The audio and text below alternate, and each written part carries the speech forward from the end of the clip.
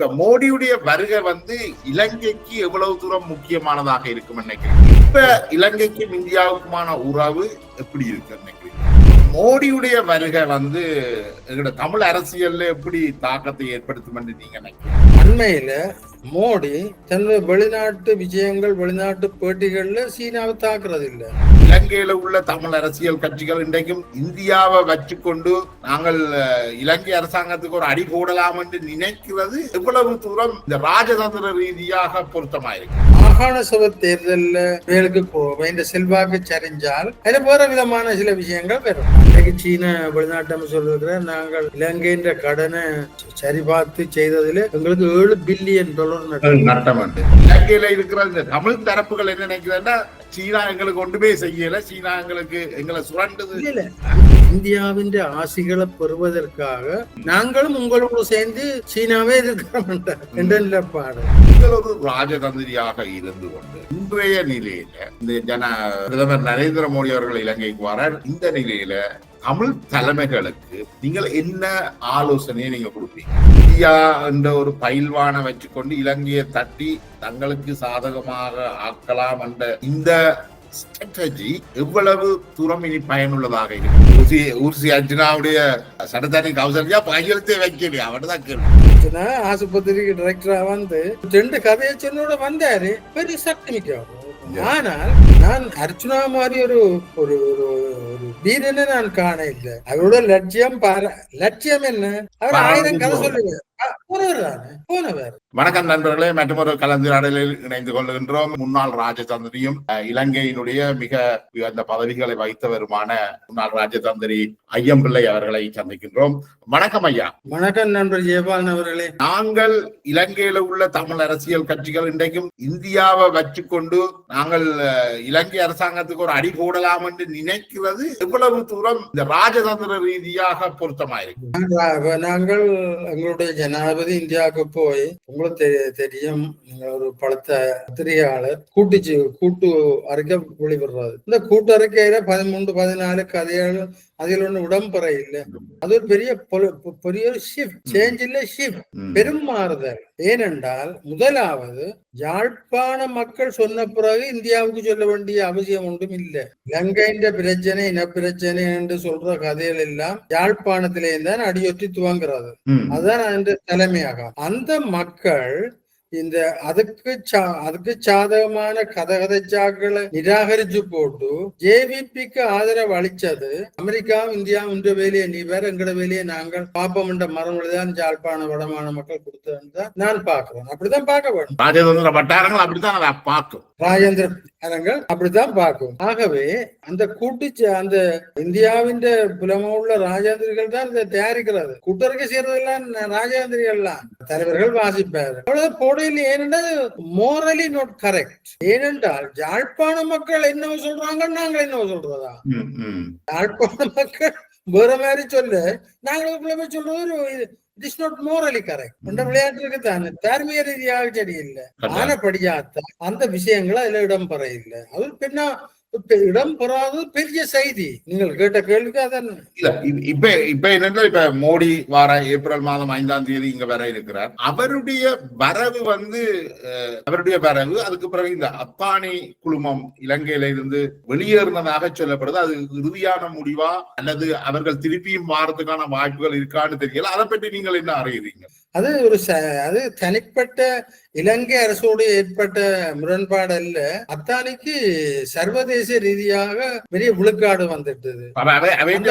Capital இல்லையா நினைக்கிறேன். இலங்கையில முதலீடு செய்யறதாக சொன்ன கேபிட்டல் அவைட்ட இல்லையா அல்லது இலங்கை அரசாங்கம் இலங்கையில முதலீடு செய்வதன் மூலம் முகத்திலே அடிக்கப்பட்ட முட்டையை கழுவ முடியாது. ஒரு பெரிய நாட்டுக்கு அதானி கொடுத்தால் முட்டையை கழுவலாம். ஒரு சின்ன நாட்டோட டீல் பண்ணி போட்டு நான் 2 போட்டேன் என்ன எல்லாரும் நம்பினேன் என்ற விஷயம் சொல்ல முடியாது. இலங்கை மிக மிக சிறிய நாடு. எங்களுக்கு செய்யற முதலீடுகள் மிகச் சிறியவை. பெரிய முக்கியத்துவம் அது எங்களுக்கு முக்கியத்துவம் ஒழிய உலக பார்வையில முக்கியத்துவம் இல்ல. முகத்தில பட்ட அழுக்க கழுவுறதுக்கு இலங்கையில முதலீடு செய்வதன் மூலம் அழுக்க கழுவ முடியாது. அமெரிக்காவில அடிச்ச முட்டை அத்தானி குரூப்புக்கும் இந்தியாவுக்கும் அமெரிக்காவில எறியப்பட்ட முட்டைய அதை கழுவுறதுக்கு அவன் சைனாவையோ அல்லது ஐரோப்பாவுக்கு China, Japan, South Africa, Brazil போன்ற பெரிய நாடுகள்ல செய்தால் அதுக்கு ஒரு மரியாதை இருக்கு. ஸ்ரீலங்கா அதுக்கு இம்பாக்ட் இல்ல.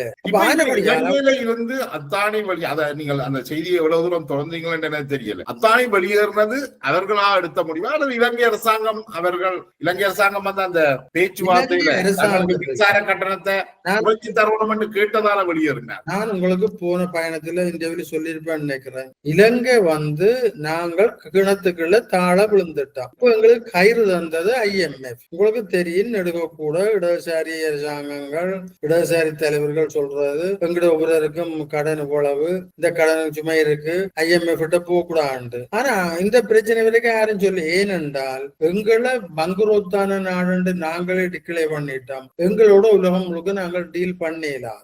ஆனபடியால் நாங்கள் விரும்பியோ விரும்பாமலோ IMF-க்கு போத்தான் வேணும். IMF-க்கு போக இல்லைன்னு சொல்லி இந்த பத்திரிகைகள் எல்லாம் பிரதான பத்திரிகை எல்லாம் பெரிய விமர்சனம் செய்தது. இன்றைக்கு ஒவ்வொரு நாளும் IMF சொல்ல கேட்டு விலைவாசி அதுக்கும் விமர்சனங்கள் பெருகுது. இந்த பத்திரிகைகள் விமர்சனங்கள் நான் ஒத்துக்கொள்ள இல்லை. ஏனென்றால் இவர்கள் IMF போகாது பிள்ளைன்னு சொன்னவை. IMF போனா IMF நிபந்தனைகளுக்கு அமையத்தான் எல்லாம் செய்ய வேணும். அதை செய்ய என்று சொல்றது ஒரு சரியான விஷயம் இல்லை. ஒவ்வொரு நாளும் வாழ்க்கை செலவு IMF-க்கு நாங்கள் கிணத்துக்குள்ள விழுந்துட்டோம். அந்த கைத்துல பிடிச்சு ஏறி வர வேணும். நாங்கள் ஏறி கிணத்து மட்டத்துக்கு வெளியில வந்த பிறகுதான் மிச்சம் செய்யலாம். ஆகவே இந்த அதானியின் விஷயமோ எந்த விஷயத்திலேயோ இலங்கை அரசாங்கத்துக்கு பாகைன் பண்ணக்கூடிய பலம் ஒன்றும் கிடையாது. இலங்கை போன்ற சிறிய நாடுகளுக்கு அது இல்ல. நீங்க சொல்றது மெத்த சரி. என்னடா இப்ப இந்த இதுக்கால இந்த புதிய அரசாங்கம் வந்து 5 மாசம் தான் ஆகுது. மற்றது இன்னும் பொருளாதார ரீதியா தீரமான நிலைக்கு வரையில்லை. ஓரளவுக்கு பொருளாதார முன்னேற்றம் அடைஞ்சு கொண்டிருக்க ஒழிய நாங்கள் இன்னும் அவுட் ஆஃப் த புஷஸ்.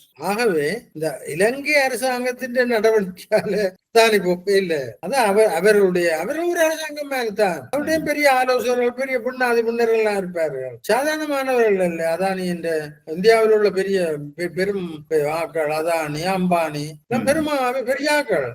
மோடியுடைய வருகை வந்து தமிழ் அரசியல்ல எப்படி தாக்கத்தை ஏற்படுத்தும் என்று நீங்க நினைக்கிறீங்க? மோடி வந்து நிச்சயமாக தலைவர்களை சந்திப்பாரு நினைக்கிறேன். அப்படித்தானே? ஒரு டிப்ளோமேட்டிக் பிராக்டிஸ் இருக்கு தானே.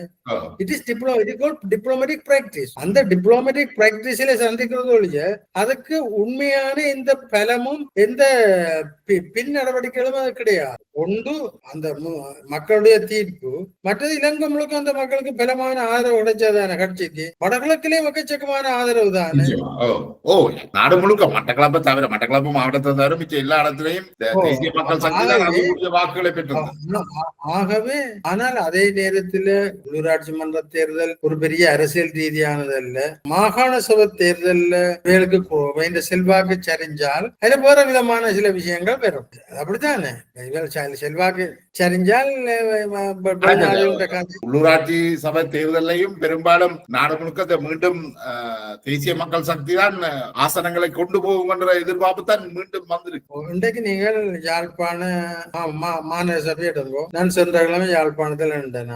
அங்க வந்து வட்டாரங்கள்ல இந்த வட்டார மக்கள் என்ன சாதி அந்த விஷயங்கள் சொந்தக்காரர் கேட்கறது சரி, அதுகள்லாம் தாக்கம் செலுத்துறதோடைய இந்த கட்சியின் தாக்கங்கள் பெருசா இல்ல. கட்சியின் ஒரு 40% இருக்கும். மற்றும்படி இப்ப உங்களுக்கு தெரியும், இந்த டீலிமிட்டேஷன் கமிட்டி தொகுதி வட்டாரங்கள் நிர்ணய குழு இருக்குதானே, அவையெல்லாம் போய்க்க எக்ஸண்ட சாதி ஏண்ட இடத்துல இருந்தால் அந்த எக்ஸண்ட சாதி ஆளுக்கு கிடைக்கத்தக்கதான் இந்த குறிப்பு நடக்கும். உதாரணங்கள் வச்சு பார்த்தா உங்களுக்கு விளங்கும். ஏண்ட சாதி கூட இருந்தால் ஏன்ற சாதியில இருந்து ஒரு மெம்பர் வார மாதிரி தான் அந்த வட்டாரங்கள் குறிப்பாடும். பக்கத்துல பி என்ற சாதி இருந்தா பி அதுக்கு வராது. அந்த ரோட்டோட ஏ வரத்தக்கதான் குறிப்பாடும். உங்களோட பிரதேசங்கள் அதெல்லாம் யோசிச்சு பார்த்தா விளங்கும். ஆனா அப்படி பாராளுமன்ற தேர்தலில் அப்படி பொறுக்கிறே இல்ல. வடமாகாணத்துல யாழ்ப்பாண தேர்தல் தொகுதிகள்ல நீங்க உதாரணத்துக்கு ஒரு மீன்பிடி நண்பர்கள் பிஷரிஸ் நண்பர்கள் இருக்கிற இடத்தை பார்த்தால் அந்த இடங்கள்ல ஒரு பிஷரிஸ் நண்பர் வரத்தக்கதான் அதை புரிச்சிருப்பாரு. இப்ப இந்த இந்த இந்த அடிப்படையில பாக்கைகளும் இந்த முறை யாழ் மாவட்டத்தை பொறுத்த வரைக்கும் பலருடைய வாக்கு வேட்புமனுக்கள் நிராகரிக்கப்பட்டுட்டு. அது காரணம் இந்த குறிக்கப்பட்ட வீதம் பெண்களுக்கு, குறிக்கப்பட்ட வீதம் 35 வயது குறைஞ்ச ஆண்களுக்கு 2 விரைகள்ல அதிலக்கு எடுக்கிறதும் கஷ்டம்.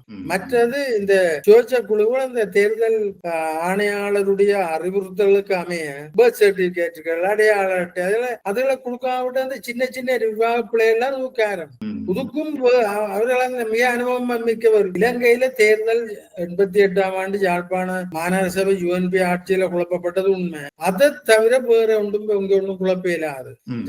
இலங்கை அரசாங்க ஊழியர்கள் தேர்தல் நடத்துவதில் இனி இல்லைன்ற கைதேர்ந்தவர்கள் காரணம் என்னென்றா தொண்ணூறு காலம் 1931 இருந்து சர்வஜன 32 இருந்து சர்வஜன வாக்குரிமை பெற்ற நாடு. நானே இந்த வாழ்க்கையில ஒரு 14 எலெக்ஷன் செய்திருப்பேன்.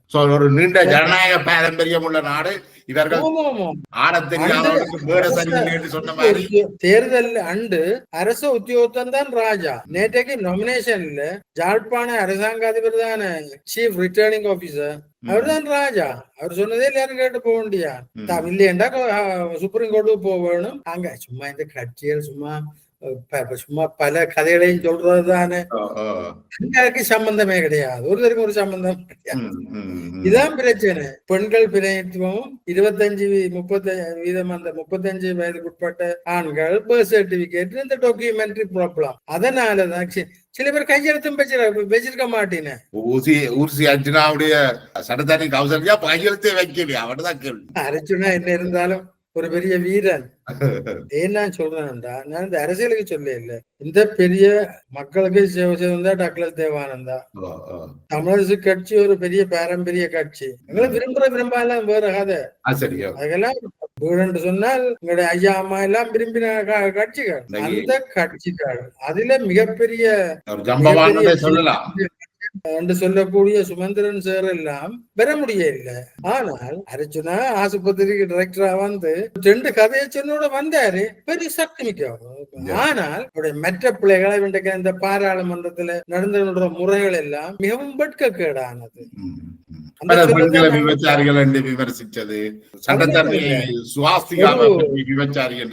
ஒரு கல்முனை பாராளுமன்ற அங்கத்த பேர் வருதில் நல்ல பரம்பரையெல்லாம் அரசியல்ல இருந்தார்கள். அவர் சொல்லியிருந்தார், எங்கட குர்ஆன்ல கூறப்பட்டிருக்குது, பிள்ளையான கதைகளுக்கு நீங்கள் மறுமொழி சொன்ன போனால் ஒரு அர்த்தம் இல்லை என்று சொல்லி மிக பண்பாடாக கதைச்சார்கள். அவர் எங்களுக்கு கதைச்சது வேதனையா இருக்கு. நாங்கள் அவருக்கு எதிராக உண்டுன்னு சொல்லல, மனநோயாளி போல நடந்து கொள்றாரு. பாராளுமன்றத்துல கதா ஸ்பீக்கரும் அவருடைய பேச்சுகள் எல்லாம் கொஞ்ச நாளைக்கு ரத்து செய்திருக்கிறார். நம்ம ஊடகத்துக்கு வர முடியாது.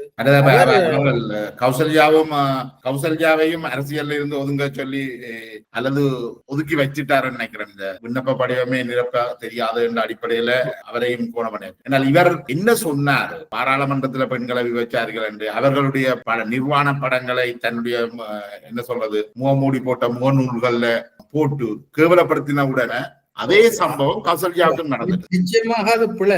அது டாக்டர் அர்ஜுனா நான் அவருடைய பேச்சுகளை கவனிக்கிறேன். ஆங்கிலத்துல பேசுவார், சிங்களத்துல பேசுவார், தமிழ்ல பேசுவார். அதெல்லாம் ஒரு போட்டத்தக்க விஷயங்கள். ஆனால் அந்த புது பாராளுமன்ற அங்கத்தை வென்றபடியால் அவருக்கு அந்த பேசுற முறைகள் தெரியல, பழகிடுவார். நான் எல்லாம் பாராளுமன்றத்துல இந்த சமநேர உறவேற்புக்கு ஈடுபட்ட ஆள்.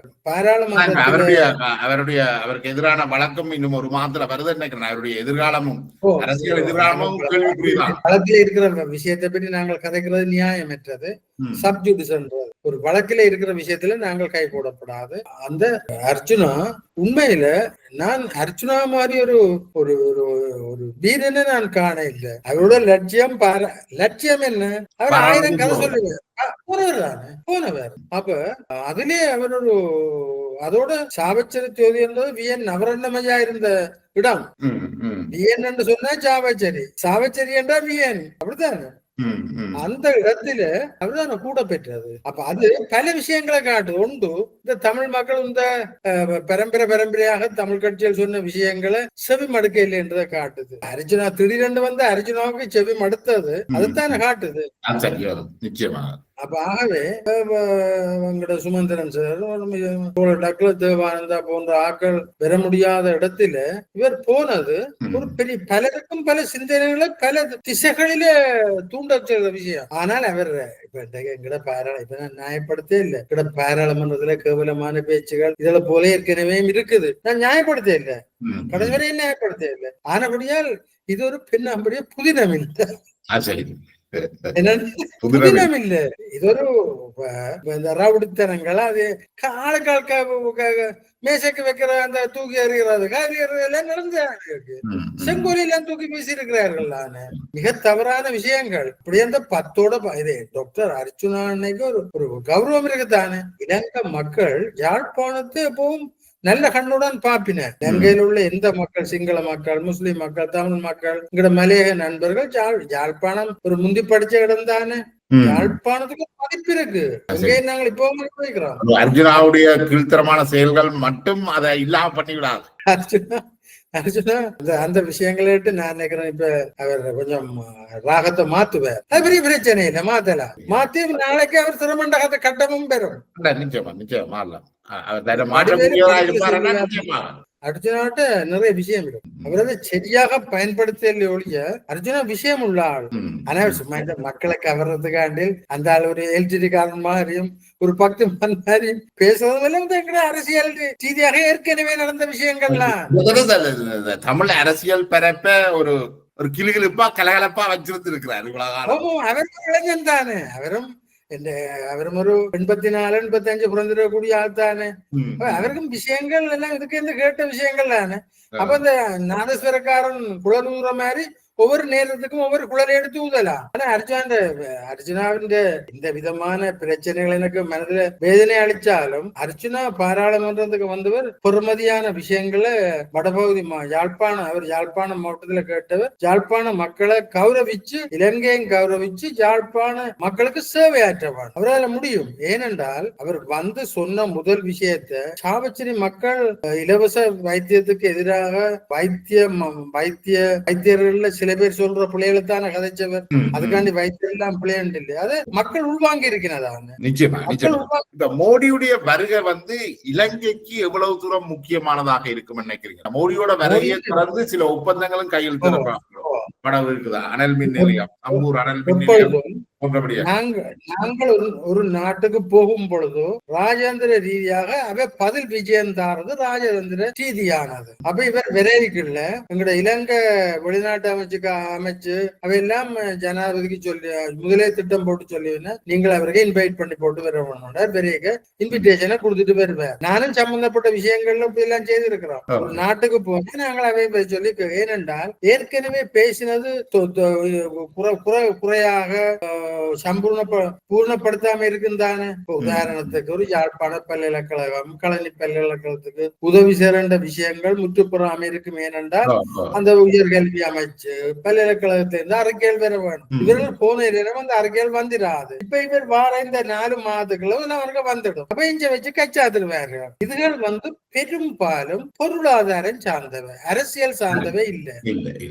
தமிழ் மக்கள் அதை ஒருக்கா வடிவா விளங்கிக் கொள்ளணும். இதெல்லாம் பொருளாதார ஒரு உடன்படிக்கைகள் தான் இது பெரும்பாலும். இப்ப இன்னொன்று இந்தியாவை எடுத்துக்கொண்டா, இந்தியா ஒரு பெரிய பிராந்திய வல்லரசு. ஆனா இந்தியாவுக்கு அயல்ல இருக்கிற நாடுகளுக்குள்ள இலங்கைக்கும் இந்தியாவுக்கும் ஒரு கூடுதலான நல்லுறவு இருக்குன்னு பாக்குறீங்களா? அல்லது இப்ப பங்களாதேஷ்ல வந்து நெடுக முரண்பாடு மாறது. பங்களாதேஷ் சின்ன நாடு இல்ல தானே, ஓரளவு பெரிய நாடு தானே. எங்களுமே 2 கோடி உள்ளது இல்ல தானே, பெரிய பரப்புல உள்ள நாடு, பல பழங்கள் உள்ள நாடு. அதே மாதிரி மோல்டீவ்ஸ்லயும் இப்ப இந்தியாவுக்கு எதிரான இதுகள் இருக்குது, பங்களாதேஷ்லயும் இருக்குது, பாகிஸ்தான்ல இயல்பாவே எதிரி நாடாகத்தான பாக்கணும். கிரிக்கெட் டீமே இந்தியா விடுது இல்ல தான். அப்ப இந்தியாவுக்கு இந்தியாவின் பெரிய அண்ணன் போக்குக்கு இந்த சின்ன நாடுகள் மத்தியில ஒரு அதிருப்தி இருக்குது. ஆனா அதே நேரத்துல இந்த நாடுகளுக்கு ஒரு பொருளாதார பிரச்சனை என்று வந்தால் முதல் போற நாடு இந்தியா தான். இந்தியா பற்றி விமர்சனப்பவர்கள் சொல்லுவார்கள் அது செல்வாக்கு வட்டத்துக்குள்ள வச்சுக்கிறதுக்காக அப்படி செய்யறதுண்டு, தன் செல்வாக்கு வட்டத்துக்குள்ள வச்சுக்கிறதுக்கு. ஆனால் என்ன இருந்தாலும் இன்றைக்கு நாங்கள் கியூல நின்று அந்த விஷயங்கள் எல்லாம் முதல் எங்களுக்கு உதவிக்கு வந்த இந்தியா தானே. அன்றைக்கு சீன வெளிநாட்டு அமைச்சர் இருக்கிற நாங்கள் இலங்கையின் கடனை சரிபார்த்து செய்ததுல எங்களுக்கு $7 பில்லியன் நட்டம் பத்திரிகைகள் பத்தில உண்மை கதை. அது பெரிய உதவி. $7 பில்லியன் லோனு ரைட் பண்ண மாதிரி நட்டம் என்று சொன்ன கருத்து என்னென்றால் இலங்கையில இருக்கிற இந்த தமிழ் தரப்புகள் என்ன நினைக்கிறதுன்னா சீனா எங்களுக்கு ஒன்றுமே செய்யல, சீனா எங்களை சுரண்டது. என்ன சொல்றேன்னா நாங்கள் இந்தியாவின் ஆசிகளை பெறுவதற்காக நாங்களும் உங்களோடு சேர்ந்து சீனாவே இருக்கிறோம் என்ற நிலைப்பாடு. ஆனால் எத்தனையோ பாராளுமன்ற அங்க கொண்டு வந்த பாராளுமன்ற அங்கத்தவர்கள் சீனாவை பெரிதும் வரவேற்கிறார்கள் சீனாவுடைய நடைமுறைகளை. இப்ப கடந்த இலங்கை சுதந்திரம் அடைந்ததுக்கு பின்னான காலகட்டங்களை பார்த்தோம்னா ஸ்ரீமாவோ பண்டாரநாயக்கா அந்த காலகட்டம், அங்க இந்திரா காந்தி இருக்கின்ற அந்த 2 காலகட்டம் இந்தியாவும் இலங்கையும் ஒரு நெருக்கமான உறவுல இருந்தது. அதுக்கு பிறகு வந்த தலைமைகள் இந்தியாவுக்கும் இலங்கைக்குமான உறவு அவ்வளவு ஆரோக்கியமாக இருக்கையில அதுக்கு இந்தியா விடுதலை அமைப்புகளை வளர்த்து விட்டது, ஆயுத பயிற்சி கொடுத்தாங்க, அந்த விஷயங்கள் எல்லாம் நடந்தது. இப்ப இலங்கைக்கும் இந்தியாவுக்குமான உறவு எப்படி இருக்கு நினைக்கிறீங்க? இலங்கைக்கும் இந்தியாவுக்கும் சிறப்பாக இருக்கிறது. கடந்த காலங்களோட ஒப்படைக்கல மிக சிறப்பாக இருக்குன்னு பாக்குறீங்களா? இல்ல, முன்னையும் சிறப்பா இருந்தது, இடையில கொஞ்சம் கசப்பா இருந்தாலும் என்றால் மஹிந்த சொன்னவர் தானே விழுத்துறதுக்கு இந்தியன் ரூபா பாடுபட்டு மஹிந்த விழுத்துறதுக்கு இந்தியன் ரூபாண்டு ஓப்பனா சொன்னவர் தானே. அது மாதிரி கோத்தபாய ராஜபக்சவையும் பெற்றதிலையும் இந்தியாவின் கரங்கள் இருந்தது சொல்லப்படுது தானே. மற்றும்படி இந்தியாவுக்கும் இப்பத்திய அரசாங்கத்துக்கு முதல் நெருங்கிய உறவுகள் இருக்குது. அதுல எந்தவித சந்தேகம் இல்லை. ஏனென்றால் இலங்கையில அரசியல் ஸ்திரம் நிறைய இருக்குது. அதனுடைய இந்தியாவோ அமெரிக்கான்னு பாருங்கோ, அமெரிக்கா இலங்கை உறவு மிக உன்னதம். இலங்கை அமெரிக்க உறவு ஏவிபி அரசாங்கத்துக்கு கீழே மிக உன்னதம். கவனிச்சா தெரியும்.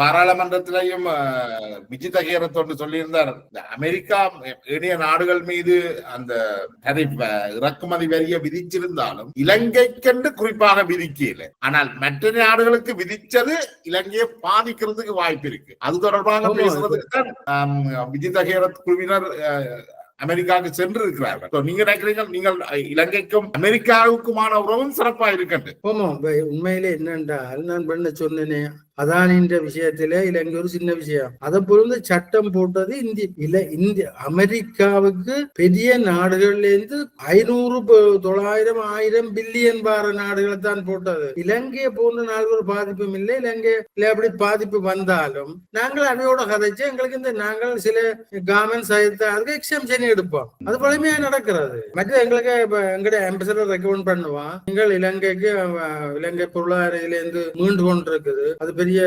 அதோட எங்களோட ஒத்துழைச்சு கொண்டு போகின அவங்க எக்ஸம்ஷன் கொடுங்க உங்களோட கொள்கையில இருந்து அனுப்புவேன். அதெல்லாம் அவையின் தூதுவரோட ரெக்கமெண்டேஷன் டெக்சிட்டியுடைய ஆலோசனைப்படிதான் இந்தியா செய்தது. அதை போல தூதுவர்களுடைய ஆலோசனைகள் மிகவும் முக்கியம். எங்களுக்கு பெரிய ஜிடிபி பிளஸ் இலங்கைக்கு அளிக்கப்படவில்லை. கடந்த காலங்கள்ல அந்த யுத்த முடிவுக்கு பின் மஹிந்த ராஜபக்சவுடைய ஆட்சி காலத்துல அந்த ஜிடிபி பிளஸ் என்ற அந்த எக்ஸம்ஷன் விதிவிலக்கு வழங்கப்படவில்லை. இப்ப இந்த அரசாங்கத்துக்கு அதை வழங்கப்படுறதுக்கான வாய்ப்புகள் இருக்கா? இல்லது நிறைய இருக்கு, வழங்கப்படும். ஏனென்றால் அமெரிக்காவின் யூரோப்போட யுக்ரைன் விஷயத்துல அமெரிக்கா முரண்பட்டாலும் அமெரிக்காவும் யூரோப்பும் பல உடன்பாடுகள் உள்ள அமைப்புகள். எங்களுடைய இந்த பிளஸ்ல அமெரிக்கா ஆதரவளிக்கும். ஆகவே ஐரோப்பிய நாடுகளும் ஆதரவளிக்கும். அஞ்ச உள்ள அமெரிக்கன் இங்க உள்ள யூரோப்பியன் நாடுகள் தூதுவர்கள் தங்களுடைய அரசாங்கத்துக்கு அறிவிப்பின இந்த அரசாங்கம் என்ன மாதிரி நடக்குது, நாங்க என்ன மாதிரி செய்தோம்னா நிச்சயமாக யூரோப் என்ன பிளஸ் என்றால் எங்களுக்கு ஒரு சலுகை என்றால் நான் சும்மா சொல்லுவோம், நாங்கள் முட்டை விற்கிறோம், முட்டை முந்தி 30 ரூபாய்க்கு விற்கிறோம், பிளஸ் தந்தா நாங்கள் முட்டைய 50 ரூபாய்க்கு விற்கலாம்.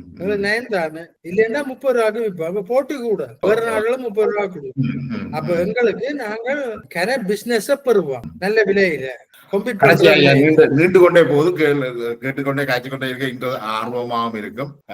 கடைசியாக என்னன்னா, நீங்கள் ஒரு ராஜதந்திரியாக இருந்து கொண்டு இன்றைய நிலையில இந்த பிரதமர் நரேந்திர மோடி அவர்கள் இலங்கைக்கு வரார். இலங்கையும் இந்தியாவும் ஒரு நெருக்கமான உறவை வச்சு கொண்டிருக்கு. இந்த நிலையில தமிழ் தலைமைகளுக்கு தமிழ் மக்களுடைய தேசிய இன பிரச்சனை தொடர்பான விஷயங்களை வச்சுக்கொண்டு நீங்கள் என்ன ஆலோசனையை நீங்க கொடுப்பீங்க? இல்ல, என்னால என்ன ஆலோசனை என்னென்றால், ஒன்று, மக்கள் கொடுத்த தீர்ப்பை வரவேற்க வேணும். எலெக்ஷன்ல தமிழ் மக்கள் கொடுத்த தீர்ப்பை வரவேற்க வேண்டிய தேவை அவைக்கு இருக்கு தமிழ் தலைவர்களுக்கு. அதே நேரம் தமிழ் தலைவர்கள் தொன்று தொட்டு இந்தியாவின் உதவியை நாடியவர்கள். அவ்வளவு தொடரலாம், அதுல ஒரு தவறும் இல்லை. ஆனா அதுக்கு ஒரு லிமிட் இருக்கு. என்ன இந்த ஸ்ட்ராட்டஜி ஒன்று இருக்கு தானே. இப்ப நான் ஏற்கனவே குறிப்பிட்டது போல, இந்தியா என்ற ஒரு பயில்வானை வச்சுக்கொண்டு இலங்கையை தட்டி தங்களுக்கு சாதகமாக ஆக்கலாம் என்ற இந்த ஸ்ட்ராட்டஜி எவ்வளவு தூரம் இனி பயனுள்ளதாக இருக்கும், அல்லது இந்த ஸ்ட்ராட்டஜி மாற்றப்படணுமா? அதுதான் நான் கேட்க வந்தேன். தமிழ் தேசிய அரசியல்ல எனக்கு தெரிஞ்ச அளவிலே ஒரு ராஜதந்திரியும் ஒரு பெரிய சிந்தனை உள்ளவருண்டா நான் சுமந்திரன் ஐயாவை தான் சொல்லுவேன். சுமந்திரன் ஐயா தான் சர்வதேச முகங்களுக்கும் இந்தியாவுக்கும் சரியான முறையில விஷயங்களை அளந்தும் மட்டுப்படுத்தியும் ஜேபிபியினுடைய வெற்றியின் தாக்கத்தையும் கணிச்சு விஷயங்களை கதைக்கக்கூடியவர். சும்மா எடுத்தோம் பிடிச்சோம் கதைக்கிறதுல ஒரு விஷயமும் இல்லை. ஆகவே அவள் கதைக்க வேணும் என்ற தொன்று தொட்டு இந்தியா தானே எங்களுக்கு இந்த இந்தியா ஸ்ரீலங்கா உடன்படிக்க அது இதண்டு வந்தெல்லாம் இந்தியாவால தானே. அப்ப இந்தியாவின் உதவியும் ஒரு இல்லாம நாங்கள் செய்ய இயலாது. ஆகவே அந்த இந்தியாவின் உதவியை செய்யற அளவுக்கு தமிழ் தரப்புகளுக்கு பிலம் இல்லை. ஆகவே அந்த அந்த ஒரு விஷயம் ஒன்று இருக்கு. நினைக்கிறேன் இந்த புள்ளியோட இந்த நேர்காணலை நிறைவுக்கு கொண்டு வரலாம் நினைக்கிறேன். நீண்ட உரையாடல் உங்களுடைய நேரத்தை ஒதுக்கி எங்களோடு வெளிப்படையாக இந்த கருத்துக்களை எல்லாம் பகிர்ந்து கொண்டமைக்கு மிக்க நன்றி ஐயா. நன்றி நன்றி நண்பர் ஜெயவான் அவர்களே, நன்றி.